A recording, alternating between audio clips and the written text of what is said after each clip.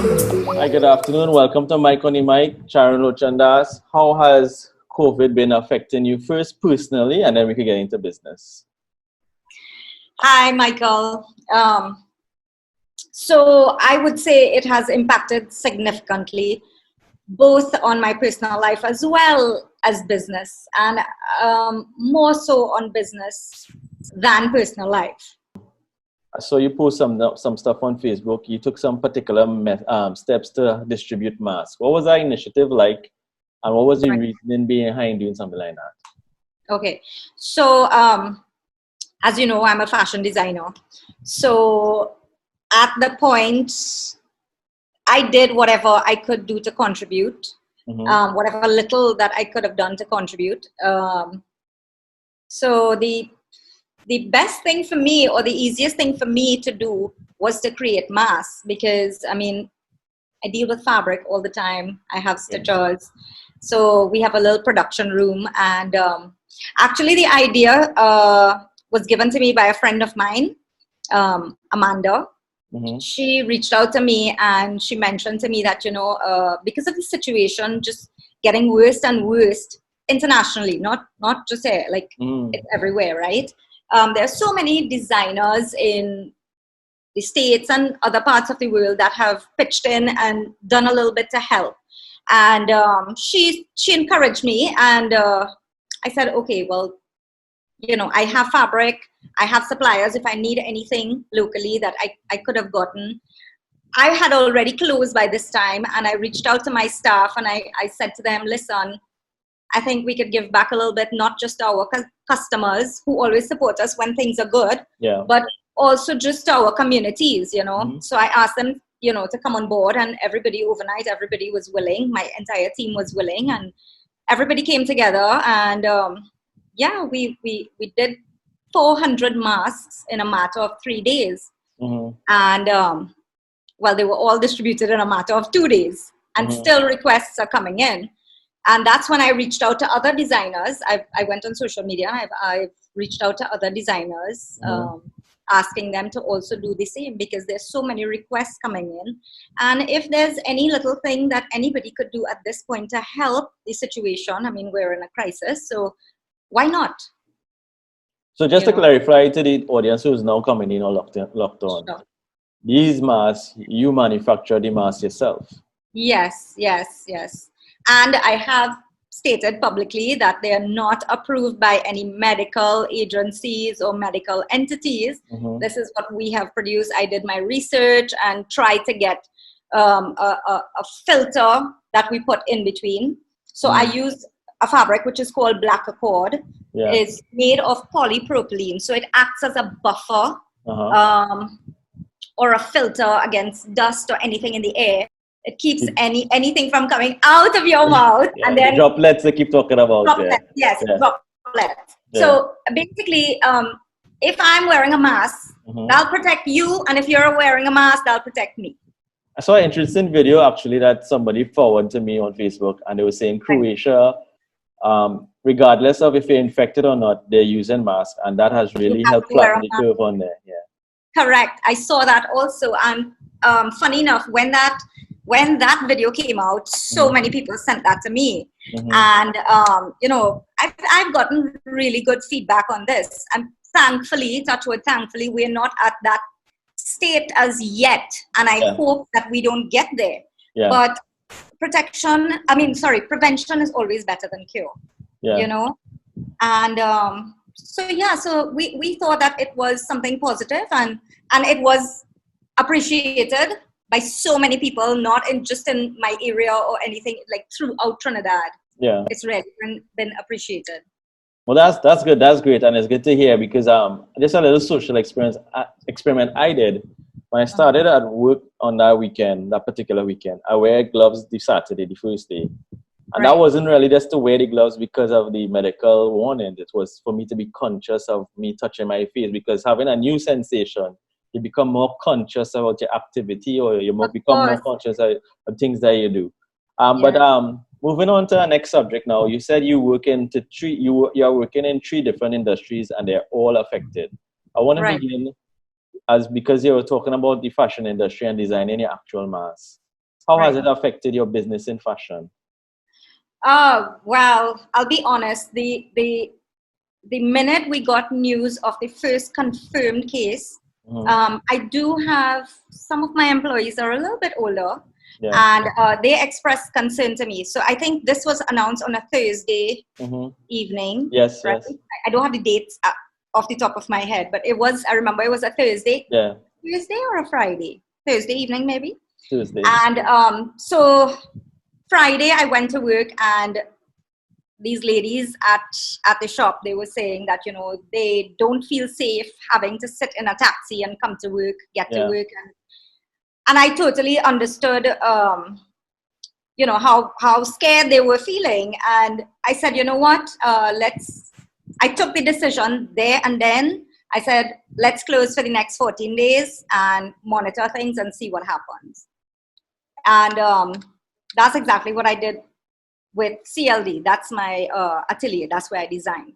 Whereas my retail businesses were still open, but they were impacted significantly because the minute the news broke, I mean, who's shopping for clothes? You know? Yeah. And the sales just went down, you know, and I'm guessing it's similar happened to the restaurant too as well. Well, restaurant, yes. Of course, what exactly is a restaurant? Close, right? So we it's a restaurant and lounge, so we had to shut it down. We were doing curbside pickup, I would say, for the first week, but I'll be honest, it was not sustainable. So we just decided to shut down operations until further notice, until things get better. Because at the end of the day, I mean, it's more important that we get through this and we get through this quickly. Yeah. So what would be your words of advice to citizens out there, similar to yourself, who probably are running a small business and they are impacted, but I think the information going out is, if it is that we heed the authority warning now, it will be less downtime. What would be your advice to them? I agree with that statement 110%, because everything now depends on us. Yeah. We are going to determine how long we remain in the situation or how quickly we come out of it. Yeah. We have to heed all these warnings that are given to us, and we have to comply. Yeah. We must. I would urge everybody to stay at home. It is the safest thing for you, me, and for everybody. Yeah, and I just want to reiterate a point I've been making on my podcast. Yeah. You might be healthy, you might contract COVID-19, you might recover, but you might bring it home to a family member who wouldn't, or even an employee who wouldn't, or somebody that you work with that wouldn't. And you have to be socially conscious about the people you interact with and who may be affected. Yeah. Yes. Yeah. We have to be considerate and not selfish at this point. You know, we have to think about everybody around us. Family, friends, the elderly, everybody. And this is day one staying at home. What has it been like for you? Torture. Yeah. Yes, I've been home for the past 2 weeks, more or less, because I've closed business and but today I felt like maybe just knowing mentally that you are confined just to your space, just to your living space, and that's it. So it's, I mean, everybody would get a little bit panicked about the whole situation, but I would urge everybody, think outside the box, get creative. You could do gardening, do cooking at home. I myself, my husband and I, we've been thinking we should make a list of the things that we would do, and I said maybe one day I'll clean out my closet. Well, my first day home, one day I'm gonna give him a haircut. I'm gonna give him a haircut. Yeah. And then I've got my swatches and stuff at home, so I'm gonna start working on a new collection, designing a new collection, and also I have to say though, I have been more in touch with my family just because I have more time now. Yeah. Because it's not easy juggling all these businesses, and I'm always on the go. So being busy all the time, you don't get that much time to spend with family. I mean, I'm not spending time with them, but I'm, I am from India, so I'm reaching out to all my relatives in India, and video calls, things that we don't really get to do on a daily basis. So that's an interesting nugget. I didn't realize you are from India. What has been the feedback? I'm a Trini to the bone. I'm a Trini to the bone. I came to Trinidad when I was 6. Okay.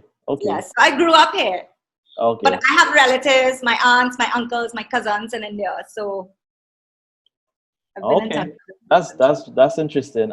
Anything you like to add? Winding down to citizens of Trinidad and Tobago during this time at home. I would just say to everybody, guys, please follow the instructions. Stay at home. Stay safe.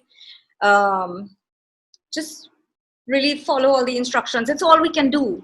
What else can we do at this point? So, and pray.